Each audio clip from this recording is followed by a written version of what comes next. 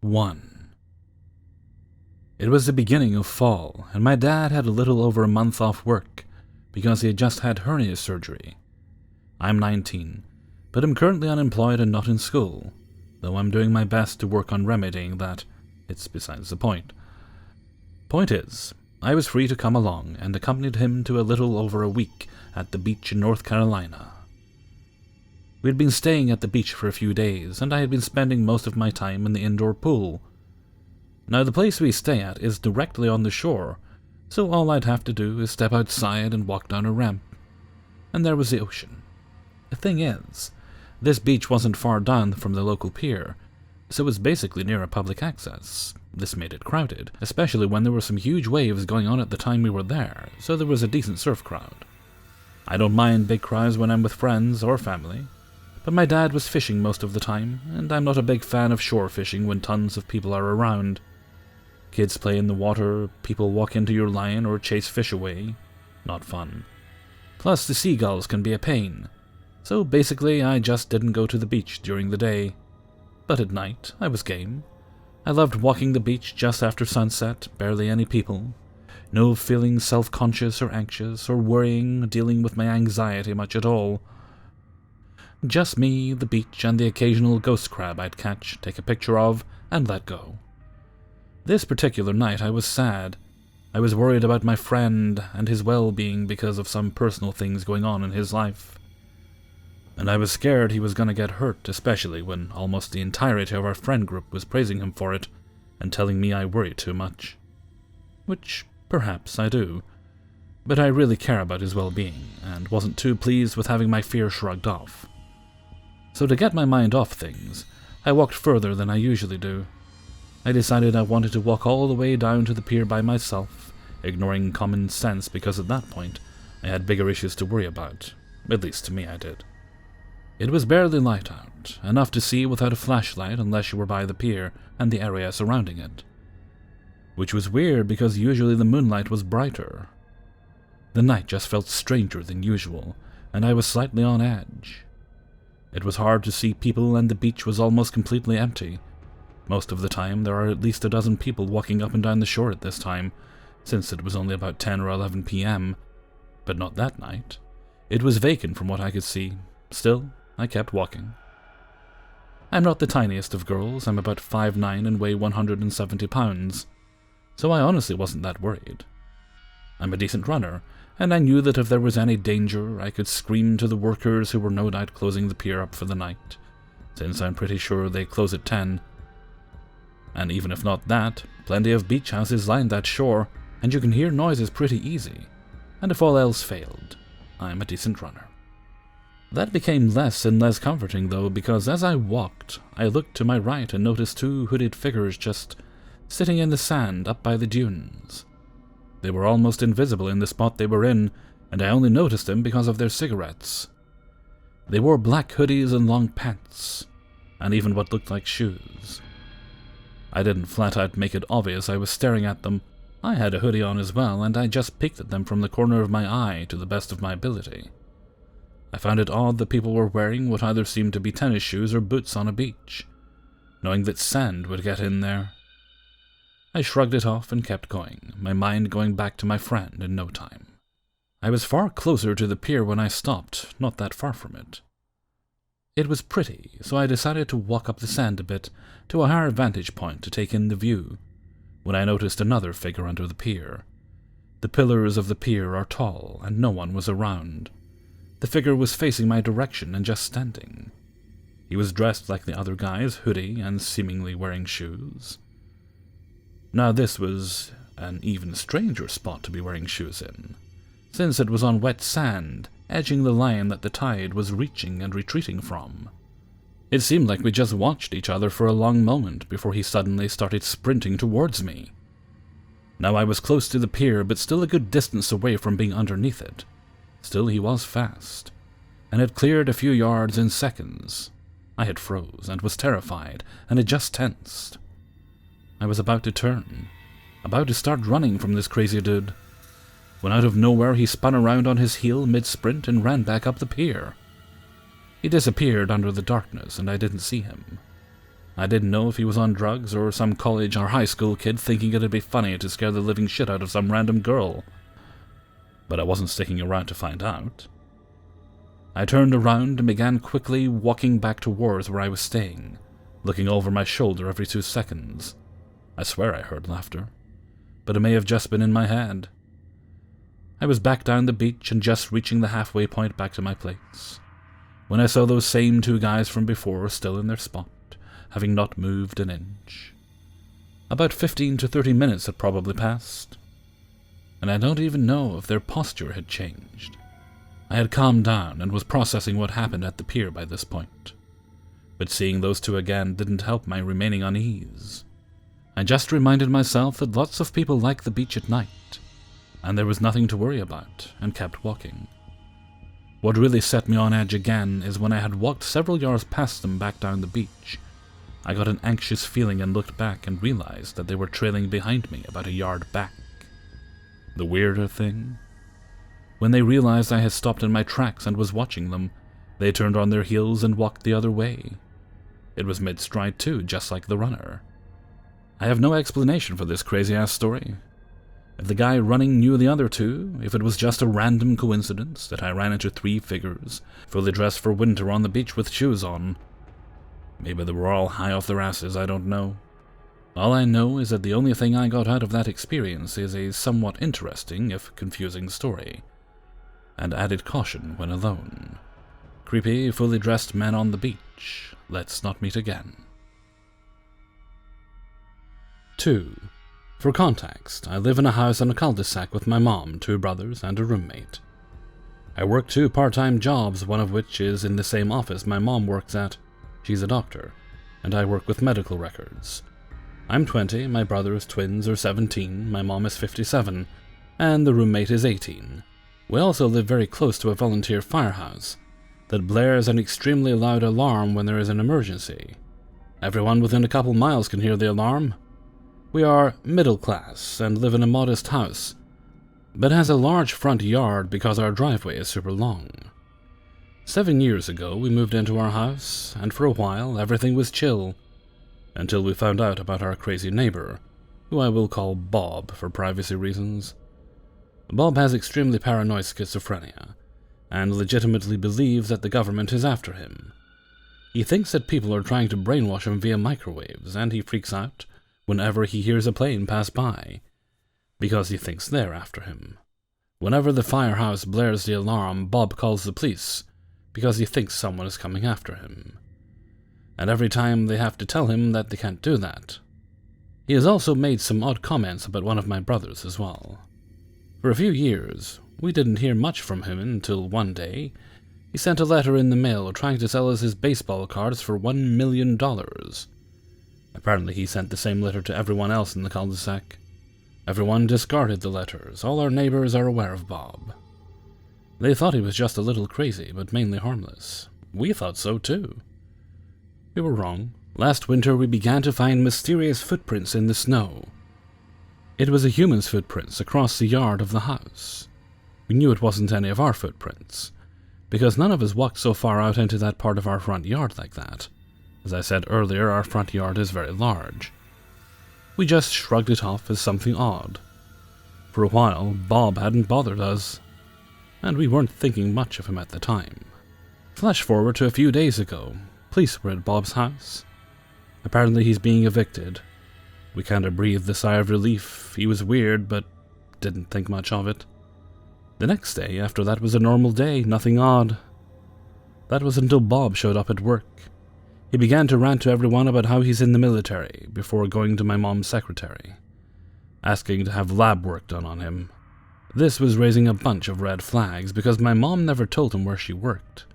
Not only that, but to find my mom's secretary, you'd have to go back behind the main row of secretaries. Each doctor has their own, and there are about 15 secretaries in total, each with their own desk, into a smaller area where a large printer is. My mom's secretary is in that smaller area, and it should be impossible for a stranger who hasn't been there before to know where she was. How the hell did Bob know where to find my mom's secretary and ask for my mom despite not ever having been there before, and my mom never telling him her name? This freaked us out, and we decided to do some more research on Bob. It turns out his dad was ex-military, and that Bob owns a bunch of firearms. Bob's shady behavior towards my mom and showing up at our work could only mean one thing: this man is stalking us, and he is dangerous. At the very least, we have begun to suspect that he has been going through our mail. It was also likely his footprints that were in the snow of our yard last winter. My mom got a peace order, it's kinda like a restraining order, rather quickly, and then notified all the other neighbors about what happened. We thought maybe things would die down now, but nope. Today he was in the parking lot of work, staring blankly at one of the secretaries. She said he was sweating and looked a little off. He didn't stop staring at her. He asked about my mom again. Everyone in the family is on edge. He has guns, he has been stalking my mom at work, and is being evicted. He doesn't have much to lose if he did some dangerous shit to us. We notified the police and are making sure to lock the doors and install security cameras so that we can see if he comes onto the property again. No one is allowed home alone until the craziness stops, and until we know for a fact that we will be safe. Update. My brother's roommate and I went to dinner with his dad and his girlfriend. Mom stayed at home, parents divorced. Anyway, while Mom was home alone, she heard things and noises and our dogs were going crazy. I'll update again if anything else happens. 3. This happened about 3 summers ago. It was the summer before I went off to uni. It was the, technically, morning of the huge solar eclipse. You know, the one Trump looked up at without glasses? Anyway, my buddy had parties at his house every weekend, because his parents would go up to their cottage. The parties were basically a bunch of our guy friends smoking weed, playing beer pong and video games, with me and my 2 girlfriends. I live in the same neighborhood as my friend, just a couple blocks away. Usually 1 or 2 of the guys would walk us back to my house at the end of the night, since they lived around me, and didn't want us to walk alone in the dark. But this particular night we chose to Uber because we were too intoxicated to walk home. We were really crossfaded, so my recollection of this story isn't clear regarding all that was said. So our Uber pulls up to my friend's house at 3 a.m., and me and my 2 girlfriends walk up to the car and get in. It was a minivan. We were still holding our coolers in our hands, as we were too gone to realize. I opened the door to the back seat and the driver immediately gave off really weird vibes. He looked at me and had this look on his face, an almost Kubrick stare-esque look, but sort of smiling too. He had long black hair in a ponytail, a beard, and was wearing a neon yellow tracksuit. He also had some type of European accent, but I couldn't tell what kind. I'm Slavic, so I know it had to be Portuguese or Italian or something because it didn't sound familiar to me. He looked at me and did the elevator with his eyes, saying, "I like your shirt," and winked. For starters, I was 17 and this man seemed to be around late 20s, early 30s. Second of all, I barely had much of a shirt on. I remember I was wearing a low-cut crop top, so my boobs were obviously out. Again, I was really cross, so I just brushed it off and laughed. Me and my friends sat down in our seats, and the driver turned back and said to us, "If we get arrested, you guys are going to jail." Gesturing at our open drinks again. We were really gone and didn't really give a fuck, so we just laughed, and my friend Sarah said something along the lines of, "Don't worry, we'll be low-key," or whatever. So he drove, and I noticed at the stop sign, where I would usually turn left to go home, he turned right. He had GPS with him, but was clearly ignoring it. I thought he was maybe just cutting through the neighborhood in a different way, so I just went with it. I know the area pretty good, there's like 5 alternate routes back to my place. Suddenly, we end up on the main road in the complete opposite direction of my house, as we headed under an underpass. I turned to my friends and said, "Guys, he's going the wrong way."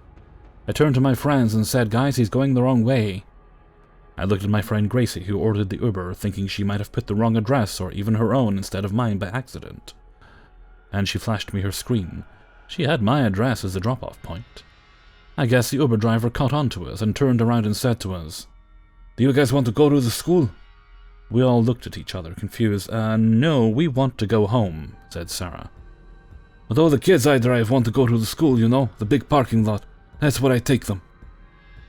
The man said with a creepy look on his face. We knew what school he was talking about. It was our high school just up the road. It's conveniently located in the middle of a huge field, by the way. "I take all the kids there," he emphasized. I remember the looks of horror on my friends' faces. "No, drop us off now," Sarah demanded. Even though we were still driving down the main road, there was a 24-hour grocery store coming up, so I panicked and yelled, "Drop us off at the grocery store right now." He glared at me in the rear-view mirror and turned into the plaza. He dropped us off at the grocery store, and we didn't even think of looking back to see him drive off. We just ran inside to safety, or so we thought. Minutes later, as we're pacing down an aisle trying to order another Uber — we live in the suburbs, so finding an Uber at 3 a.m. isn't always easy or quick — we see the Uber driver walk past our aisle. I don't think he saw us, but we immediately made a run for it. He then saw us, and began to follow us from afar. Sure enough, he made his way closer and closer and closer. We pretty much sped through almost every aisle, trying to get away from him. Grace got a notification that a driver was on his way to pick us up, and he was like 2 or 3 minutes away. We decided to go wait at the front of the store, still inside by the exit doors. Roughly 30 seconds later, the man comes up to us with a bewildered look on his face. He says, "You girls want me to drive you home?" We all went pale. "No, don't worry about it, we have a ride," said Grace. "No, it's okay, I can drive you guys home," he insisted. "No," I said, "we have a ride. It's on the way." That seemed to anger him. "What, you ordered another Uber? What about me?" he said. He was standing very close to us too. I don't remember his face completely, as I was so high my eyes were barely open. But I remember the smile he had on his face the entire time he was with us. That eerie and nasty smile. "We have a driver," Sarah snapped. The man walked away. The Uber was 1 minute away, but it seemed to be stuck at the red light at the intersection to get into the plaza we were in. We were watching the map on the Uber app and my friend's phone in complete fear. This felt like the longest couple of minutes of my life, and I was scared as hell. We turned around to see if the Uber driver left the store, but there he was, about 15 feet behind us, standing very close to the one cashier who was standing by a display. The poor kid looked super uncomfortable, but we saw that the driver kept constant eye contact with us as he was talking to the cashier, pointing at us several times. Suddenly we saw the Uber pull up in front of the store. We sprinted out of the store, not looking back, and I hopped in the car and I yelled, "Drive, drive, drive, and lock the doors!" The new Uber driver gassed it, and we were on the way home safely to mine. He asked us if we were all right, since we were clearly being frantic. We explained the story, and he told us to report it as soon as we got home, and he would file a report or witness statement or whatever himself too.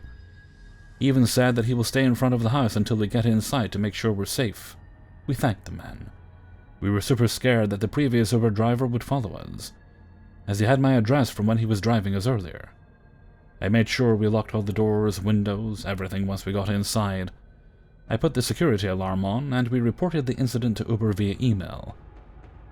The next morning, we woke up to 5 missed calls from Uber, and an email apologizing, refunding our trips from that night, and a statement saying the driver will be pulled off the road for Uber as they investigate.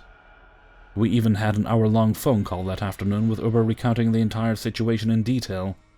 We never heard back from them after that regarding the creepy driver, but I hope to never see him again. What's really creepy is that a few months ago, a younger girl I work with, she was 16 at the time, told me a creepy guy kept hitting on her and making her uncomfortable one night when she was closing alone at the smoothie bar we work at. She described him as early 30s and wearing a neon yellow tracksuit. I felt my stomach drop. I immediately said black hair, beard, accent, and was wearing a low ponytail, and she shuddered and said yes. I still get chills thinking about this man. So creepy, yellow tracksuit Uber driver? Let's not meet. Hey everybody, Hellfreezer here, and thank you very much for listening to 3 True Scary Stories. Episode 448. And thank you very much to everybody who allowed me to use their stories in this video. Okay, Hellfreezer rambling time. Now, I don't generally have a breakfast in the mornings, unless it's a day where I'm working, in which case, occasionally, I will think, okay, I should probably eat something because I'm not going to eat again until I'm done, and that's many, many hours later. So, today I decided to make a breakfast. And one of the things I had was something I'd purchased a little while ago and popped in the freezer because I wasn't going to use it right away, was a vegetarian breakfast pack, because I was curious. I tried the sausages were okay, but it also had something called vegetarian black pudding. Now, the thing about black pudding is one of the key ingredients is blood. I know you're all kind of squirmy and going, ooh, that's gross, yada yada. Let's not get into that. I'm sure you eat things that would be equally gross if you thought about them. I mean, if you eat hot dogs, you can't really complain about black pudding. But anyway, so I was thinking, well, how do you make a black pudding without the blood? Shouldn't be possible. But I cooked it up, and it tasted alright. It actually did taste just like black pudding. However, unfortunately, in spite of the name, it shouldn't actually have the consistency of pudding, and that's a problem. You cook it in the frying pan, it should be dense enough, not super dense, but dense enough, you can scoop it up and flip it over, right? So you can cook both sides. This was basically just flavoured mush, which is unfortunate. However, the rest of my breakfast was fine, and I then got to work afterwards. Okay, and with that I'm going to head off for now, so until next time, thank you very much for listening, and take very good care of yourselves.